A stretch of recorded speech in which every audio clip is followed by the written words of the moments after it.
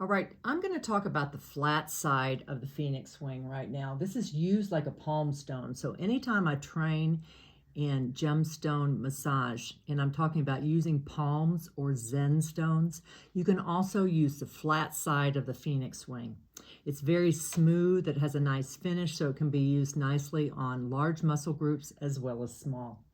You can also leave this flat on the body as you're working with gemstone massage and leave it sit because of the energies of the stone are being absorbed again by the body, so you can move on with a different area of the body while leaving the stone flat on the skin.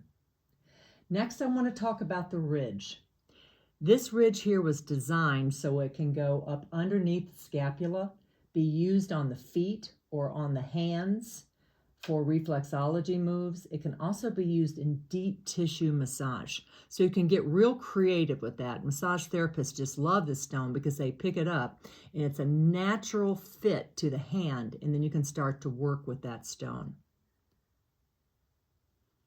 The tip points, I'll show you on this magnesite. They have a tip end, but they're not too rough. So for the feet and hands, these can be used very gently and very powerfully as trigger points. Press and release movements or stimulation in certain areas can be used with this tip. Point, point, point. This can be used in acupressure, reflexology, any of those kind of appointments. The outside ridge of the stone,